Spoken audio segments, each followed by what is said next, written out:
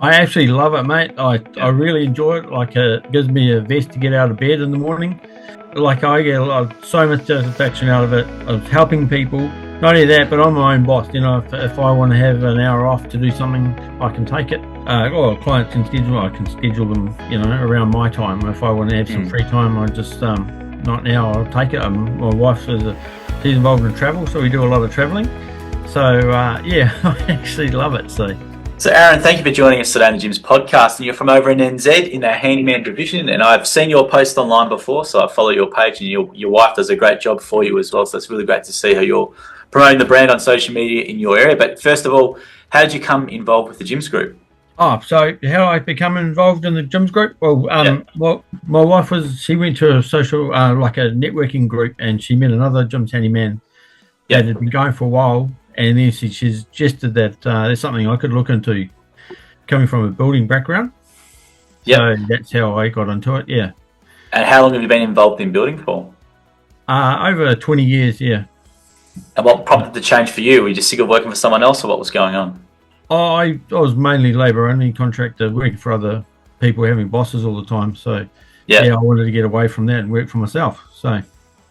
And so you started back in 2022, so you've been going for around probably nearly 2.5, 3 years, I think, in October when your anniversary comes up. So how have you found being in business for yourself? Yeah, it's been fantastic. Yeah, I really enjoy it. I do a variety of different jobs every day, doing something different.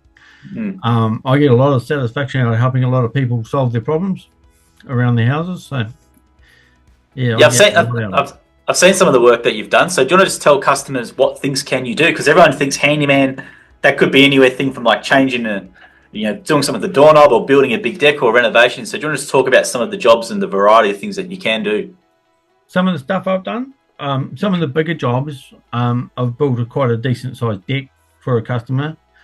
And even down to changing doorknobs. Like today I did a fixed front door lock, and it took me about 5 minutes, but you get all sorts of this morning's job. I was doing more door handles, fixing window latches, and actually did a gutter clean around the house. Oh wow. And what else can you build as well? So you mentioned a deck. Is there any like other things you've been building that come to top of the mind? Or I do a lot of I do fencing. Tomorrow's job I am doing I'm putting up some curtains, some blinds, or that kind of thing for another lady at a rental house.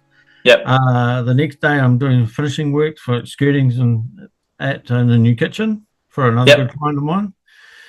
And on Thursday I'm doing what am I doing on Thursday? I've got more finishing work, and we'll come in here. What else have I done? Sorry, we might have. That's all right. Your wife's giving your wife's your producer and giving you all the notes there. So, I've done. Your wife can come in if you want. Your wife can come in as well if you want. Elevator in for an elderly client last year. An elevator. Elevator. I didn't actually install the elevator itself, but I had to get all the prep work done for it. Right. Lift, and I've done a custom-made dog kennel. Yeah. Like it was in a dog run. That was quite an expensive dog kennel. It was like a $3,000 dog kennel. It must be like that dog. Wanted, so that's what she got. Yeah.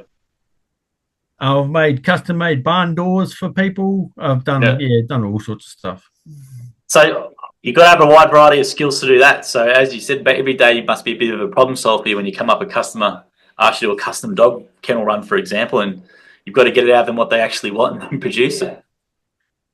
Oh, sorry, I missed some of that. I was going to say, it must be very rewarding. You've got to come up every day and solve a problem. Whereas you got someone who wants a custom, dog kennel run, and you've got to solve it out what they want, and you've got a deck the next day, then you've got curtains the next day. So, how you enjoy the variety of work? Yeah, the door that if you're talking about the custom door, the lady or the client gave me a bit of a brief on what they want to draw a rough picture, and I just sort of went from there. Yeah. I've gotten better the last 2 years of dealing with clients. I do networking, and I get a lot out of that, and plus I get a lot of working with other people. Through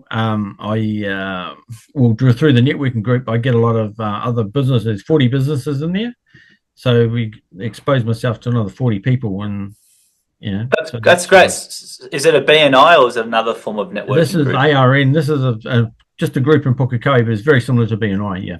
Okay, cool. And how's that? Because that can be very challenging for people when they first come from employment, working for someone else, and all of a sudden you've got to start doing networking and different things like that. How's that all been? Oh, it's been fantastic.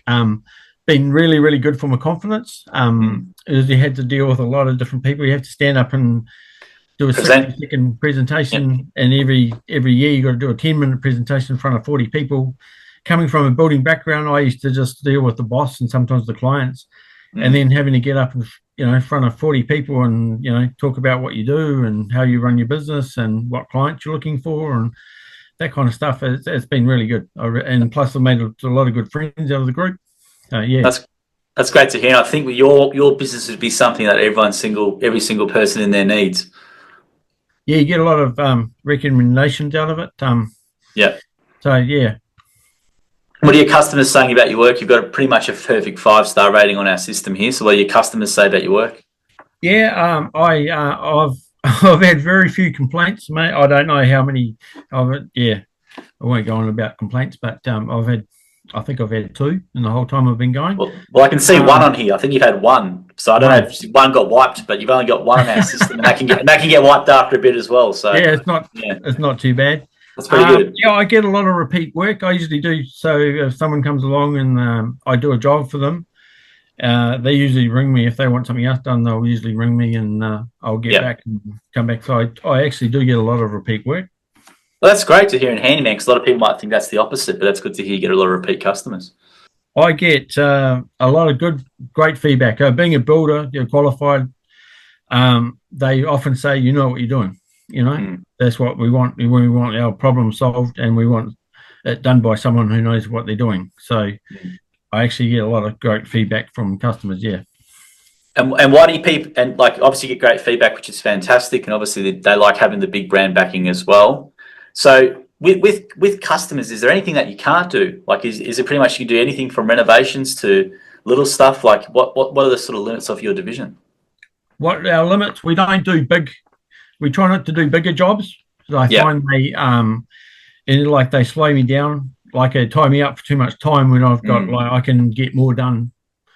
Little jobs done during the day, but bigger jobs like you're stuck on site, and work starts to back up a bit. Yeah. So yeah, bigger jobs I make sure not to try and steer clear of them. Yeah. And I was going to say as well. Yeah, I wouldn't take on like a renovation of a house, like a big renovation. There's plenty of other people to do that kind of thing. Yeah, that's why I was just trying to ask that question so people know what to ask you about for. But you mentioned deck before, which is still quite a big piece of work. So decks, pergolas, I guess, those sorts of things, which is probably maybe the maximum from the sounds of it with fencing and stuff like that, what you can do. So how have you found being a business owner over 2.5 years? How's it been for you, Aaron? I actually love it, mate. I really enjoy it. Like it gives me a vest to get out of bed in the morning. The plus side, like I get so much satisfaction out of it. I was helping people. Not only that, but I'm my own boss. If I want to have an hour off to do something, I can take it. I can schedule my work around.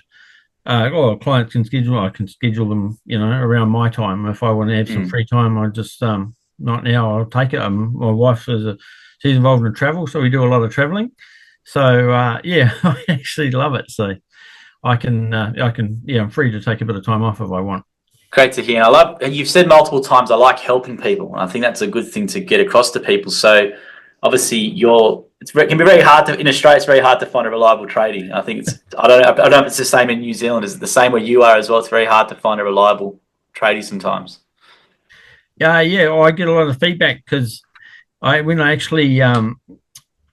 someone can have a lead come through, I actually I try and ring them as soon as I can. And the amount of comments I get, that didn't take you long to get hold of me or get back, and I actually turn up when I say I'm going to turn up, which is some tradesmen get a really bad name, but I actually do ring ahead and say if I'm going to be there at 10 o'clock, I turn up at 10 o'clock, and a lot of people are just impressed by that. So Yeah, it seems like it's common sense to you and I, right? You say you're going to be there, you rock up at the time, but it's not so common in a lot of people's experience when it comes to trades, unfortunately, sometimes. So my next question to you will generally be, what to you then is good customer service? What do you think good customer service is, and how do you provide good customer service in your business? You've sort of spoken about it a bit before, but let's try and condense that a little bit. What would you say it is? Good customer service. Well, I always try and smile, be happy, and listen to what the customer wants. Whatever they want, I will sit down, well, not sit down, but just have a bit of a chat to them what their problem is and how they want to solve it, and sometimes what their priorities are as to how they want to go about the problem or whatever they want done. Yeah, customer service. Yeah. And lead comes through, you obviously ring it back straight away, which sounds like it's obvious to people, but me and you know it's not that obvious. So that's a win as well, getting a call back. Yeah, I was pretty much when I get a lead come through, I'll try and ring within 10 minutes if I can. Yeah. And people, like I said, people are quite surprised. I was like, oh, that didn't take long. And you're pretty much 95% sure to get the job. And I think the other one, what about quoting? Because I know quoting, someone have rock up and they don't ever get the quotes. Obviously, how quickly can they get quotes from you, or how do you like to do that in your business? On the quoting side, I can usually get a quote out in a couple of days. Most people are pretty happy to wait. That's what I found a lot. If you're going to do a job, people will wait for me once they've got to know me a little bit, or I've got a good reputation around Pukekohe. So so they'll actually wait. They don't mind if they have to wait a couple of days for a quote. So, well, how have you built your reputation? You're nearly at 3 years now. So you just mentioned people know you around the area now. So even though we're actually almost at 3 years, we actually had almost 12 months off. So we're actually not as far along as what we actually may be since we joined, because Aaron had a health issue. So he was actually, we were basically put everything on ice for just after we started. Yeah. And it was funny when we had a lot of people right back then who would wait during that whole 12 months for actually Aaron's work, from the fact that he is a qualified builder, and had already built up that rapport with them. Really? So they waited 12 months? Yep. Wow. To do a job, we had 3 or 4 clients that waited 12 months to get their jobs done. Really? Yep. That's amazing. And how's the business been from your perspective as well? Obviously, you run a husband and wife team, so how's it been doing it together? It's really good. Monday, so it's good. As you can tell, mate, I'm not great with computers. I'm really good with a hammer and drill and stuff like that. But computers are my strong thing, so I can't do it without my wife. But we're a good team because she can't use a hammer. So. And so I forgot to catch your wife's name. So what's your wife's name? Sorry, I'm Anne. Anne. So Anne, well, how's it been from your perspective? It's good. So I've really seen Aaron develop over the time that he's been with Jim's and running his own business. Yep. And as he said, we've got our strengths and our weaknesses. So we don't clash or try and compete to do the same job or rush tools or anything like that. That is not something that happens at all. But it's nice to actually be able to manage our life around having 2 businesses, both being self-employed. The quality of life has definitely improved, and I've definitely seen him being a lot happier. But doing it together, overall, most of the time it works pretty well. So, and what's your business? Travel, was it, or? Yes, I've got a travel business. Yeah. So both business owners. So it's great to see as well that you're working together as well. So I love hearing that. Yeah. But, it takes a bit of juggling at times, doing both of them, but overall they actually complement each other. And to be fair, most people that are doing renovations or something, they're kind of quite interested in travelling as well with their disposable income. Good little bit of networking. I said, Aaron, as well, you do. I see his social media posts. So I said, he does a great job for that, and he's saying that you do it. So you do a great job in your social media posts. It's good to see. Oh, thank you. It's one of those things you don't necessarily. Well, I find we don't actually get a lot of business because of the jobs or anything we're promoting on there, but it's brand recognition, and it's actually people seeing who they're actually dealing with. Having photos of yourself makes such a difference compared to just showing the job that you're actually doing. So that's the biggest tip I would have for anyone doing it. No, you do a great job. It looks really good too. Can I ask you sure. a question? Because I've seen some of your podcasts on LinkedIn. Yeah, I've put it on LinkedIn. Oh, cool. And some people, like I think you've said it before, some people think franchises are very evil. Yes. And I see the comments. You should see the TikTok comments. Yes. You should see our comments on TikTok. I don't have TikTok, mate, but yeah, I just watch on LinkedIn. Oh, cool. And I've got one myself. One of my close mates thinks franchises are just evil and they just out to take all your money.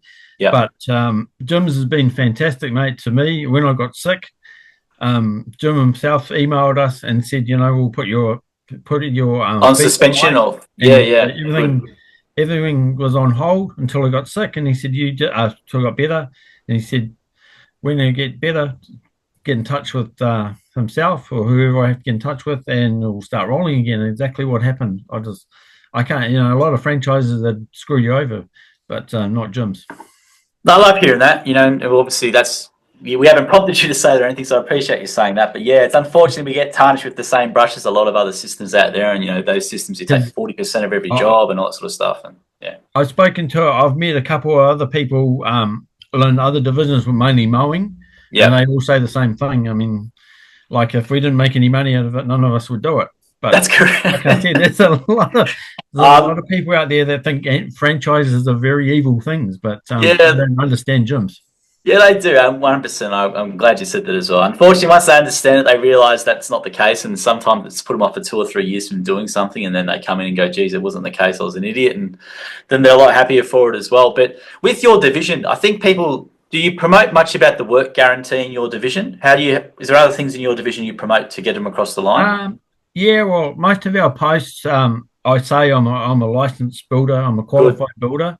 Yep. And I think most people get a lot of confidence in the fact that I am actually qualified, because there's a few handymen out there that don't know what they're doing. I'll say that, they're not qualified, and they nothing wrong with that. That's why they come and use gyms. Yeah, that's right.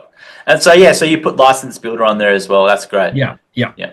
I think that's good for customers knowing they can get access to someone with all your years' experience as a handyman, even though it's but they don't realise how much experience you have probably sometimes. So it's good to promote that you're licensed. Quite a few of my customers actually have said to me, it's quite nice that you're qualified, but it's very rare for a handyman that's actually qualified. He's a qualified builder and a licensed.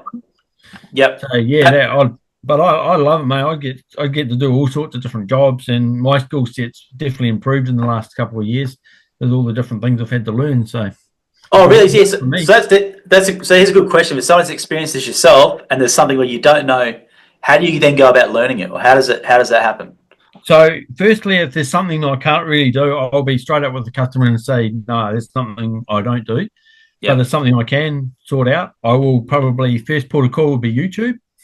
Yep, nothing wrong with that. That's a common answer for everything in the business, including what I do as well. I'll nut it out. I'll sort it out, and 9 times out of 10, I'll fix it. Yeah.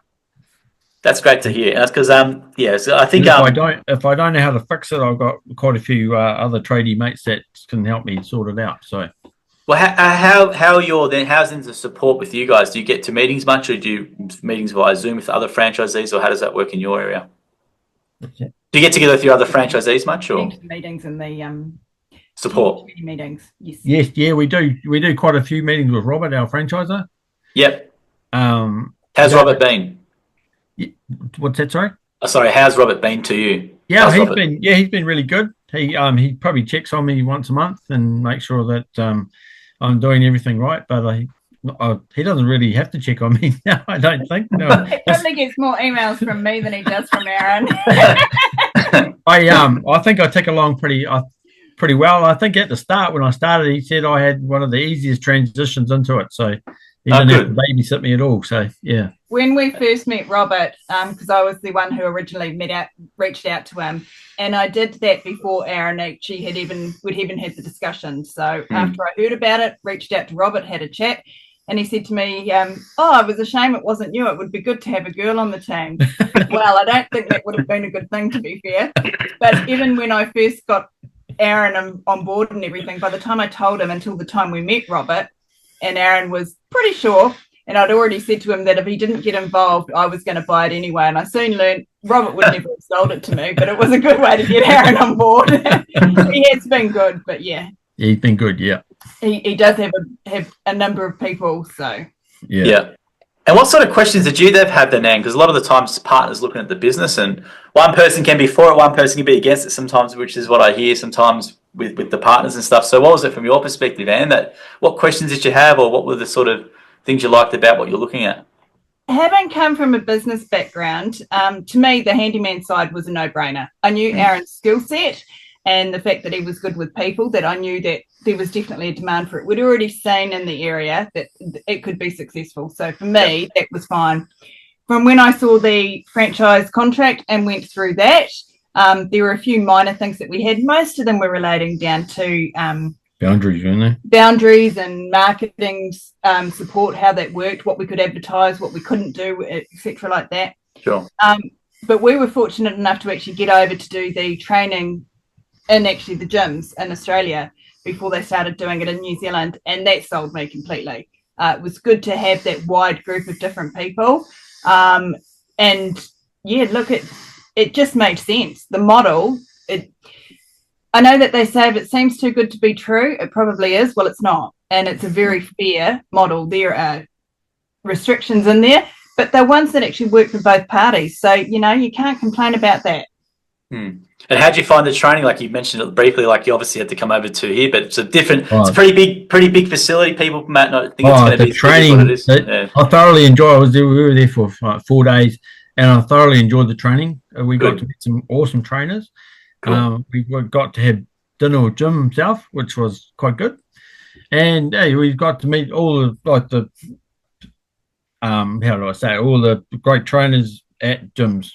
You really get to know the culture, and it's something that I think is a shame not everyone gets to do anymore. I'm sure the training in New Zealand is still fantastic and amazing, but I'm pretty sure it wouldn't compete to being over there and actually really having the experience and having so many other divisions and everything, because there are a lot in Australia that are not in New Zealand. That's true. Yeah, that's true. If I was to say anything, it's a shame that doesn't happen. Yeah. And the food, mate, the food was amazing. They'll be glad to hear that. Everyone says the food's really good. They always have to put on 4 or 5 kilos when they leave. The food was just absolutely amazing. It was great. They said about the training, because people don't realise sometimes all the divisions we sort of have, and the Australian experience has been done for so many years. I think actually Robert, your franchisor, still sends his people to Australia even though there's training in New Zealand. So I think some franchisors may do that as well. So it just depends on what the franchisor wants to do. They've tried their best to replicate the Australian course over there, but it just doesn't have quite the same feel, just because obviously the Australian facilities are so much different to where we are over there. And obviously Jim doesn't fly over, even though he does Zooms and stuff like that in person. Externally for it. The Australian one is still the one. If you can get to it. I'm glad you had a really good experience as well. Absolutely. Now, with the area you live, so you're a local, so let's get some local content for your page. So locally, what are your favourite things to do locally in your area? Where do you like to eat out? What do you like to do? You're going to have to go motorsport. I'm a real petrol head. I'm a huge motorsport fan, and unfortunately, Pukekohe track it's closed down now. But that was actually, I loved all when the V8 supercars come here. I've never missed one. So I've been to about 15 rounds. My favourite, it's probably been my favourite sport, V8 supercars, and I follow it with a passion in Australia. And I've been to quite a few rounds in Australia. I've been lucky enough to actually lived in Adelaide for 6 years, so there you go. That helped a lot. And what about some local spots that people might know? Is there any of your favourite spots locally, like restaurants or anything like that locally that people may know? We'd have to make reference to Mr. Henry and the Butcher's Cafe in Paramahaui, being Paramahaui locals ourselves, and then we'd probably have to say another great one being Appetite, but maybe that's also because we get to eat there so much because they host a business networking group. So great. We're pretty used to their breakfasts. Yeah. And one for our own Gyms Group audience, Aaron, differences between Australia and New Zealand. So you lived in Adelaide for 6 years and in New Zealand now. What were the main differences that you found? Adelaide's hot in summer and cold in winter. Mate, I love my time living in Adelaide. I really thoroughly enjoyed it, but there's no place like home. I've got a nice house here. All my family's here. So like I say, family's a lot to do with it. So when I first came home from Adelaide, 6 weeks later I met Anne, and there you go. I got married to her. So Life is good, mate. He hasn't said it, so I'm just going to say it. He always makes reference to the fact that Australians have a lot more tattoos than the Kiwis. Oh, really? Tattoos? Yeah. Especially the female demographic. What are they do, actually. You know, it's funny. My sister has her whole back tattooed and all her legs. So, yes, I can relate to that. And that is true from my perspective anyway. So, Aaron, thank you very much for your time today, mate. I hope I don't look too bad. Not too stupid on camera, mate. No. It's natural. It's real. That's what we like. And the good thing about it is, you know, you're already known locally. So if they see a video, if you're around a local page or a Facebook group, they're hopefully gonna, oh, there's Aaron, you know, and stop and engage with you and hopefully use you for more stuff. We find with that with Facebook, you know, if work slows down because I'm pretty busy. I've never been short of work since I've started. Yeah. We might slow down and catch up a little bit, and then we'll put one little post up about doing something, and then we'll get guaranteed 2 or 3 calls out of that. Yeah. Oh, that's great. Well, that's a credit to yourself and Anne, and obviously all the work you've been doing as well. The great work, because that doesn't just come if you know, if you're not a good operator. So you're obviously a top operator based on your surveys as well, and reading some of the reviews internally here. So it's a credit to you guys as well with what you've been able to do. So Aaron, so if someone wants a quote from you guys, what do they need to do? What do they have to do if they want a quote from us? A quote? Yeah. Or get in touch with us. Get in touch. So just get in touch. Yeah. Our number's on our Facebook page. So yes. 0800. The call centre is fantastic at sort of sifting out the leads and everything. So we always try and get people to call the 0800 number. It's the best way to get in touch with us. Obviously, they do message us via Facebook as well. But at least when they're contacting the 0800 number, we've got all their details coming through, know what the job's about, and they can tell right then and there whether or not it's something we do or not. We do quite often in this area. There are a number of places locally which do struggle with phone reception. So quite often I'll be the one who takes the calls or follows back up after the lead, purely because Aaron might be in a place where he literally doesn't have phone reception. So again, that using the call centre does make it just that much easier to make sure that they're getting the answer quickly and promptly. Yeah, absolutely. And the great thing about customers that they do use you, Aaron, they've got to realise 20-year licensed builder they get access to, who can do a whole bunch of things as well, and booked out a lot in advance as well. So it's a good thing for customers to know. So hopefully they don't wait. They're probably best to just get onto you now, actually, to probably book you in for a quote, maybe in 3-6 months' time if you're free, then to get it done based on people having to wait for you for a year. But that's great to hear how you do such a great job, and people are willing to wait so long for to use you, which is a credit to yourself. No, I was pretty. When I was unfortunately I got sick, but I was most impressed with my clients that were prepared to wait that long to get their job done. So it was quite a great feeling.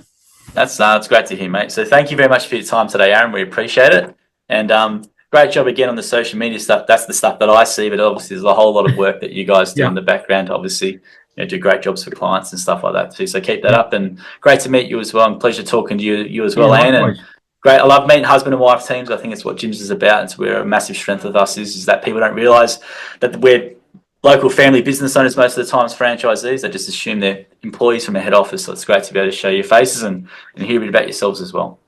Yep. Fantastic. Thank you. Thanks, guys. No worries. See you guys.